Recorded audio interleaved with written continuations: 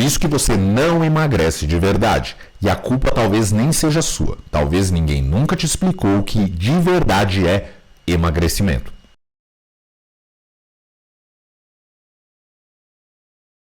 Bom, primeiramente o objetivo desse vídeo é quebrar alguns mitos, porque todo mundo pensa que para emagrecer você tem que ser um atleta, você tem que fazer 1 milhão de coisas super complexas.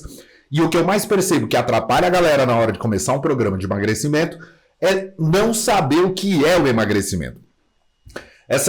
Esses vídeos aqui eles serão muito importantes neste canal, então por isso eu já aproveito a oportunidade, se você ainda não segue, clica aqui em curtir esse vídeo, já segue o canal para não perder, porque nós vamos trazer uma sequência de vários vídeos importantíssimos para quem quer emagrecer. Óbvio, se emagrecer for realmente um problema para você. E se você ainda ficou na dúvida se emagrecer é um problema para você, eu te pergunto, quantas vezes você já tentou emagrecer?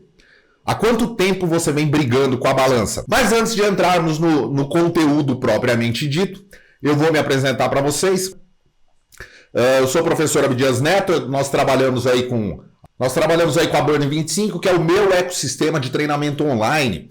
Sou professor de educação física, bacharel e licenciado, especialista em medicina do esporte e atuo aqui em São Paulo. Como nós falamos, o tema hoje desse vídeo é emagrecimento, então eu preciso que você veja esse vídeo até o final. Vamos falar aí das bases estratégicas desse emagrecimento. E o tema desse vídeo é o que é o emagrecimento. Na sequência de vídeos, depois, se você quiser continuar assistindo para entender melhor, para conseguir realmente implementar um programa de emagrecimento que funcione, que seja o último, nós vamos também falar de pilares do emagrecimento, que são, sem esses pilares não existe um programa de emagrecimento, e vamos finalizar aí com estratégias de implementação. Então é muito importante que você acompanhe todo o conteúdo, vai ser bem bacana, eu prometo que vai ser bem leve e rapidinho. No tema o que é emagrecimento, nós vamos falar qual a importância do seu peso na balança, né? Tem pessoas aí que se comportam como reféns da balança. Vamos falar também de fenótipo, genótipo, é uma parte um pouquinho mais técnica aí, mas importante para que você entenda aí padrões de estrutura corporal baseados aí no seu histórico genético e no seu histórico comportamental também. Se você começar a entender isso, você vai entender por que algumas coisas não estavam funcionando e por que algumas que você talvez nem espere funcionem. Vamos falar também aí a diferença do peso gordo e do peso magro, né? Vamos explicar como você vai fazer para queimar calorias dormindo, quem não quer isso, né? E vamos falar de balanço energético negativo, que é o verdadeiro segredo do emagrecimento. Mas para isso eu preciso que você fique comigo até o final desse vídeo. Então, para começar, nós vamos falar aí qual a importância do seu peso na balança. Como se comportam os reféns da balança, né? Para isso, eu vou trazer um exemplo aqui para você, que é o exemplo da Valentina. Valentina aí vai ser a minha aluna fictícia, mas eu diria que a Valentina é a minha melhor aluna. E você vai entender por que a Valentina é minha melhor aluna. A Valentina ela tem aí 28 anos, né? Na primeira avaliação física, a Valentina ela chega para mim com 75 quilos. Desses 75 quilos, 35% dele é gordura, somando aí um total de 26 quilos de massa gorda. Talvez esse perfil até pareça com o seu perfil. Ela também chegou aí com 25 quilos de massa magra. E aí ela retorna para a segunda avaliação. Na segunda avaliação, a Valentina mantém os mesmos 75 quilos. Aí você fala, poxa, a Valentina devia estar muito brava quando subiu na balança e viu o mesmo peso. Mas quando a gente realiza os testes de composição corporal para saber exatamente quanto de gordura, quanto de músculo ela tem, olha lá, a Valentina com os mesmos 75 quilos, ela conseguiu diminuir o percentual de gordura dela para 28%. Isso aí já representa 21 quilos de massa gorda agora. Olha lá, tá vendo? Que ela começou com 26 quilos e agora tá com 21 quilos. Aí você vai lá, Abdias, mas não fecha a conta. Por que a Valentina continua com 75 quilos? Porque a Valentina, ela conseguiu chegar com 30 quilos de massa magra. Ou seja, se na primeira avaliação ela tinha 25 quilos de massa magra e agora ela tá com 30 quilos de massa magra, ela ganhou 5 quilos, né, de massa livre de gordura. E é aí que tá a grande chave. Por quê? Às vezes, a galera fica olhando tanto para o número na balança e se preocupando e não confiando no processo que ela está vivendo de emagrecimento, sendo que muitas vezes a pessoa que quer emagrecer, ela vai começar fazendo isso com algum tipo de atividade física, com a musculação, com o crossfit, algum exercício de força que vai potencializar o aumento da massa magra dela. E muitas vezes o peso pode nem ficar como o da Valentina, pode subir. Aí já pensou o desespero da pessoa que quer emagrecer e ver o peso subindo, ou mesmo estático como o da Valentina na balança? A Valentina volta para uma terceira avaliação. Perceba aqui, ó, eu estou colocando as imagens da Valentina para você perceber as mudanças do corpo dela. Nessa terceira avaliação física dela, ela chega com os mesmos 75 quilos. Mas o percentual de gordura dela agora é de 20%, o que representa aí 16 quilos de gordura. Ou seja, perdeu mais 5 quilos de gordura. E a massa magra da Valentina, em relação à segunda avaliação, também aumentou mais 5 quilos. E, por isso, o peso da Valentina permanece o mesmo. Pessoal, é lógico, isso aqui é uma história fictícia, né? Mas para que você entenda, estou aqui ilustrando para que você entenda que não deve ser um refém da sua balança. Confie no processo que você tomou aí para esse emagrecimento. Nós vamos falar mais desse processo, mas eu preciso que você quebre. A primeira missão desse vídeo é quebrar da sua cabeça você ser um refém da balança. Você não pode ser refém da balança.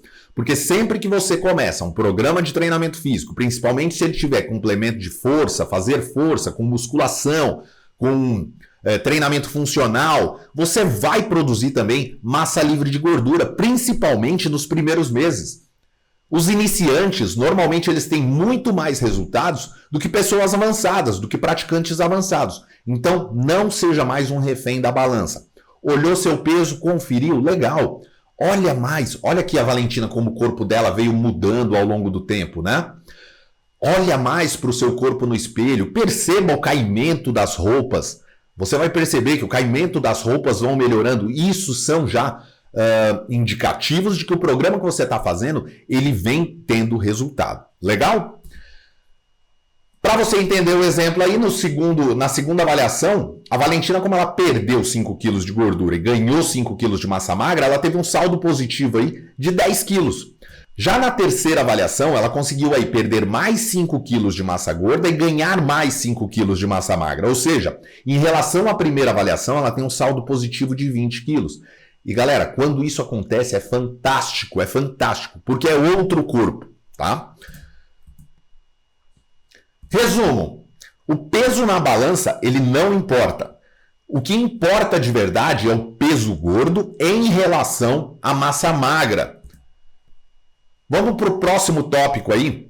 E se você ainda não curtiu esse vídeo, eu vou pedir de novo. Curte o vídeo, se inscreve no canal. É conteúdo de qualidade. Esse vídeo vai ser um vídeo muito importante nesse canal, porque o que eu mais vejo a galera se perder, o que eu vejo mais a galera desanimar num processo de emagrecimento é porque ela nem sabe o que é emagrecimento. Ela chega vendo os vídeos das blogueiras fitness, dos atletas de fisiculturismo e acha que aquilo ali é o parâmetro de comparação para ela. Então você precisa entender o que é esse emagrecimento. Então esse vídeo ele é muito, muito importante e você ajuda muito esse canal que está começando agora. Eu já produzo vídeos há algum tempo, mas tomei como meta vir aqui produzir conteúdo constantemente para vocês, e conteúdo de qualidade, sem firula, sem ficar trazendo a pílula dourada. Não, a gente vai explicar como adultos aqui para que a coisa realmente funcione. Então já curte esse vídeo, se inscreve no canal para não perder nenhum dos próximos vídeos, beleza? Vamos falar de fenótipo e genótipo, que são os padrões de estrutura corporal baseados em histórico genético e histórico comportamental. Vamos lá, o nosso personagem agora é o Enzo. Né? O Enzo ele chegou aí para mim com 21 anos, ele chegou com o sonho de ser fisiculturista, né? É um desses que acompanha muito conteúdo na internet, mas ele tem muita dificuldade em ganhar peso. Ele também tem muita facilidade em perder peso. Não sei se isso bate aí com você ou se você conhece alguém que seja assim, né? Eu sei que o tema do vídeo é emagrecimento e talvez não seja o público-alvo aqui, mas vai ser um exemplo importante para você entender o que é o fenótipo e o que é o genótipo. O tórax do Enzo também é um tórax estreito, ele tem braços e pernas mais compridas, né? Esse perfil aqui é quase o meu perfil. E ele tem como referência aí de resultado para ele o Jay Cutler, que era um fisiculturista aí que foi Mr. Olímpia nos anos de 2006, 2007, 2009 e 2010. Então, essa era a referência que o Enzo chegou aqui falando que queria chegar porque o sonho dele é ser fisiculturista. Aí fica a pergunta, eu acabo com o sonho do Enzo? O que você me diz? Comenta aqui embaixo se eu devo acabar com o sonho do Enzo ou não. O que na verdade eu faço é perguntar para o Enzo se ele conhece um tal de Frank Zane. Quem é o Frank Zane? Também foi Mr. Olímpia nos anos de 77, 78, 79, né? A gente costuma falar que a Golden Era do fisiculturismo, né? A época que o fisiculturismo teve os perfis, os shapes clássicos, né? Que inclusive vem retornando aí ultimamente. Mas por que eu pergunto do Frank Zane? Porque eu preciso explicar para o Enzo as diferenças dos corpos, da formatação dos corpos, né? O Frank Zane, teoricamente, eu sei que vai ter gente aqui falando que não é verdade o que eu vou falar, mas é apenas ilustrativo. O Frank Zane, ele se assemelha mais a um somatotipo ectomorfo. O que é esse ectomorfo? Eles têm braços mais compridos, um tórax mais estreito, eles têm essa facilidade de perder peso e uma dificuldade bem grande de produzir massa muscular. Explico que a referência dele, que era o Jay Cutler, ele tem mais ou menos ali as referências de um endomorfo. O endomorfo é aquele cara que ele ganha gordura muito fácil, ele tem dificuldade de perder gordura, né? Ele tem também um pouquinho de dificuldade de ganhar músculos, mas o maior problema dele é acumular gordura muito fácil. E talvez esse seja o seu perfil que está aqui assistindo esse vídeo. Normalmente tem algumas características do corpo, né? Um quadril um pouco mais largo, um tórax mais largo, com braços um pouco mais curtos ou até medianos, né? Em comparação ao terceiro perfil, que é o do mesomorfo, representado aí pelo Arnold, né? Pessoal, antes que comecem a cair de pau no vídeo aqui, isso aqui são só ilustrações, tá? Não estou falando que o Arnold é mesomorfo, ou mesmo que o Jay Cutler é um endomorfo, mas você vai perceber que essas características do corpo, elas sinalizam características de ectomorfia, de mesomorfia e endomorfia, né? O que seria o mesomorfo, aí, o perfil do Arnold? É o que eu costumo chamar de o abençoado por Deus. É aquele cara que ele ganha músculo muito fácil, ele perde gordura muito fácil, né? Ele era aquele menino na escola, ou aquela menina na escola, que você olhava e já era naturalmente forte. Você olhava e falava, meu, já nasceu forte, né? E esse é um perfil muito característico, né? Muito difícil de encontrar. Normalmente os fisiculturistas, eles têm essas características de mesomorfia. E por que eu estou falando que eles não são mesomorfos, não são endomorfos, não são ectomorfos? Porque não existe você ser um somatotipo. Você tem características de um determinado somatotipo e isso pode levar você para uma forma de treinamento específica ou uma forma de alimentação específica para aquele momento que você está vivendo, para aquela característica que o seu corpo vem desenvolvendo. E o que forma esse somatotipo são as características fenotípicas, tá? Que são passíveis de alteração. Por quê? Porque as características fenotípicas, elas são relacionadas aos seus hábitos. Uma pessoa que treina, uma pessoa que come melhor, ela tem características comportamentais ou características fenotípicas que propiciam ela chegar nesse corpo, né? E quando a gente fala de características genotípicas, aí sim, são características que vêm aí do seu histórico genético. Você provavelmente tem um corpo similar ao dos seus pais, ou do pai, ou da mãe, com maior predominância. Eu sei que essa parte do vídeo é uma parte que fica meio complicada, meio confusa. Mas o que eu quero que você entenda é que o que você precisa, na verdade, é alinhar as suas expectativas. Eu vejo muita gente chegando na minha sala de avaliação falando, poxa, um corpo que eu tenho como referência é de fulano, é de fulana. E quando eu vou olhar, aquele corpo não tem nada a ver com o corpo da pessoa. Às vezes ela está se baseando num momento da vida dela, lá na adolescência, que ela tinha o corpo que ela mais gostava, e está usando aquilo como referência para se comparar com uma pessoa que não tem mais, não tem um perfil parecido com o do corpo dela. Então, é válido você ter uma referência. Tá? É super válido você ter um corpo como referência, mas avalie se essa referência ela parece com as suas características fenotípicas e genotípicas, beleza? Então, para a gente resumir o que foi dito até aqui, conheça o seu corpo e as suas características pessoais. Cuidado com as suas referências, você mesmo será sempre a sua melhor referência. Bom, a gente já está caminhando para o final do vídeo, então se você ainda não curtiu, eu tenho que pedir, senão vocês esquecem. Curte o vídeo, foi feito, tá dando bastante trabalho para fazer, então curte o vídeo, se inscreve no canal, você me ajuda muito a continuar produzindo conteúdo e assim eu vou saber que vocês realmente gostaram do vídeo e chegaram até esse momento do vídeo, tá? A gente está chegando no finalzinho, então a gente vai falar rapidamente sobre peso gordo versus peso magro. E aí, lógico, né? A gente volta para o exemplo da Valentina. E aí, você lembra que a Valentina chegou na primeira avaliação com 75 quilos, sendo que desses 75, 25 quilos era massa magra. Parte dessa massa magra é músculo, tá? Ela tinha ali uma taxa de metabolismo basal. O que é taxa de metabolismo basal? É o mínimo que você precisa para o seu corpo existir. Vou te dar um exemplo.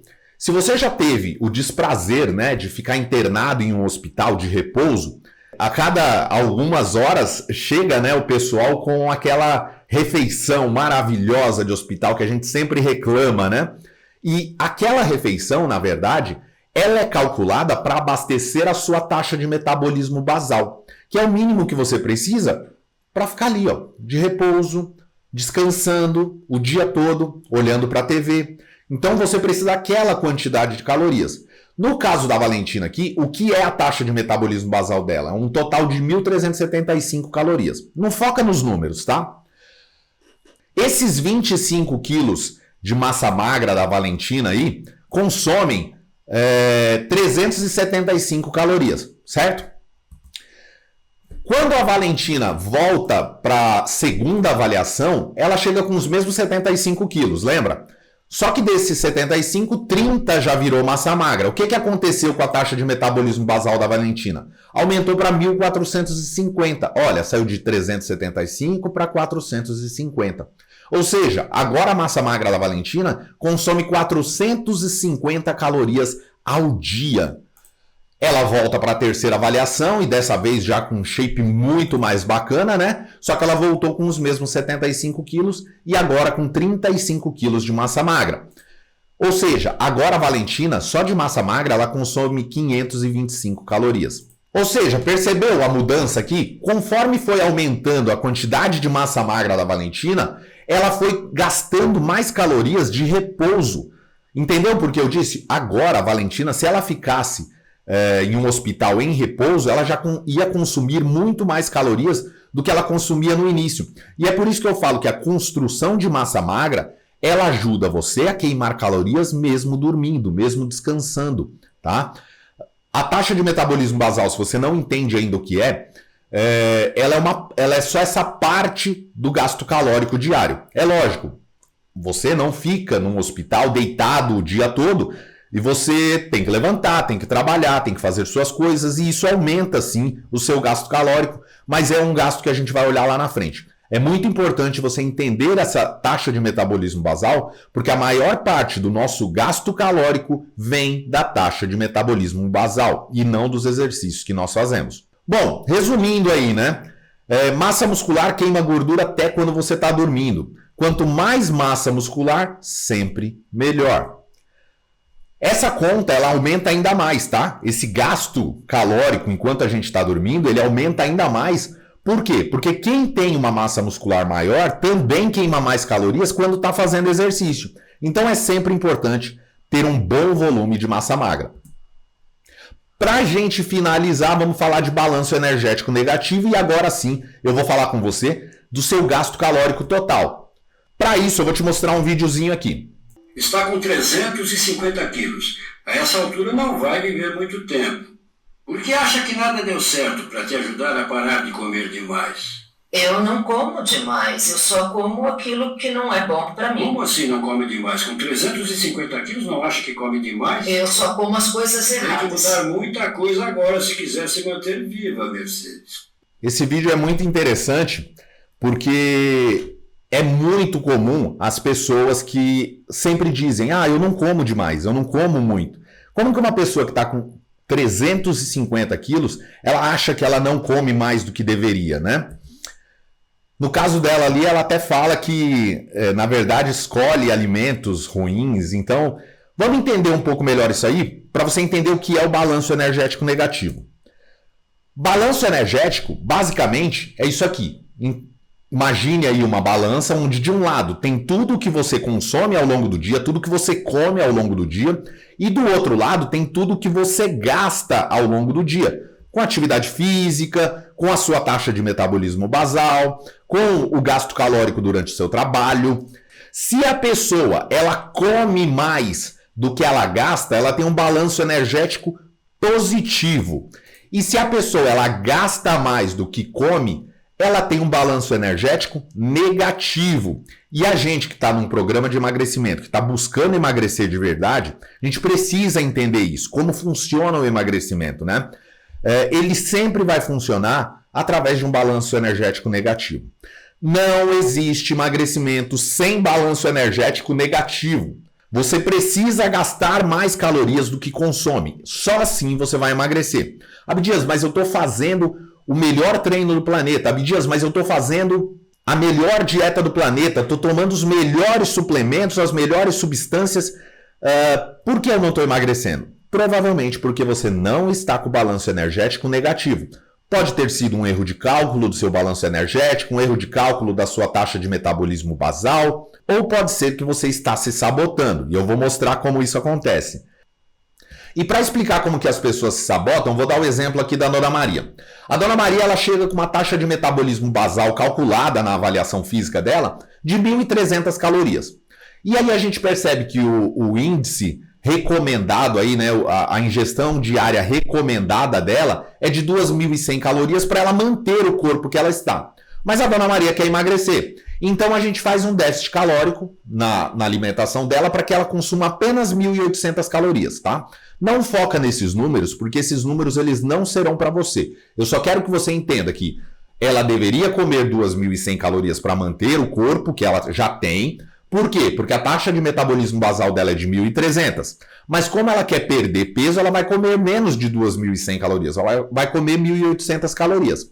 E ela faz isso. Na segunda-feira, faz a dieta bonitinho, se exercita, repete isso na terça-feira, na quarta, quinta-feira, com dieta, treino.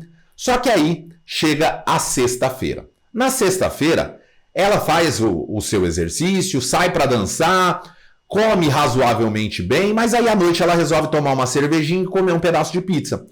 As calorias de 1.800 que ela tinha combinado de comer, ela já comeu umas 2.200 aqui só nessa brincadeira. Como ela ficou até tarde ali, aproveitou a sexta-feira dela, no sábado ela já não estava muito bem, então ela deu uma descansada e não foi treinar. A alimentação também já deu uma desandada, foi comer lanche, tomou mais uma cervejinha. Ela estoura no sábado comendo mais de 3.000 calorias.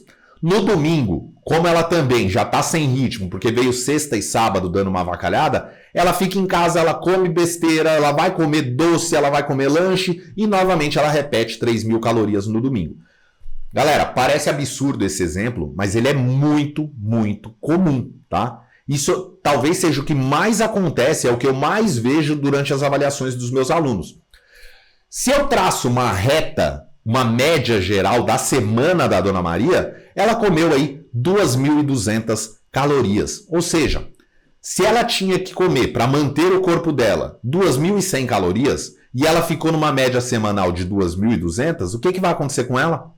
Ela vai ganhar peso. Ela vai ganhar peso ao invés de perder.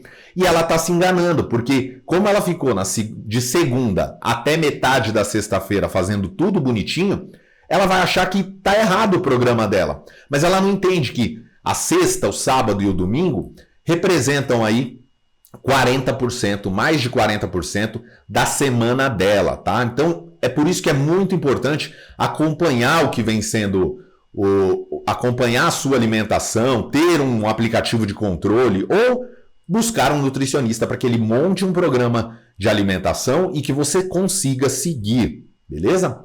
Então, para a gente resumir e finalizar isso aqui, não existe emagrecimento sem déficit calórico. Sua sexta-feira, sábado e domingo, eles representam aí mais de 40% da sua semana. Então, por favor, não avacalhe ele, tá? Essa era o conteúdo que eu queria trazer para você sobre emagrecimento.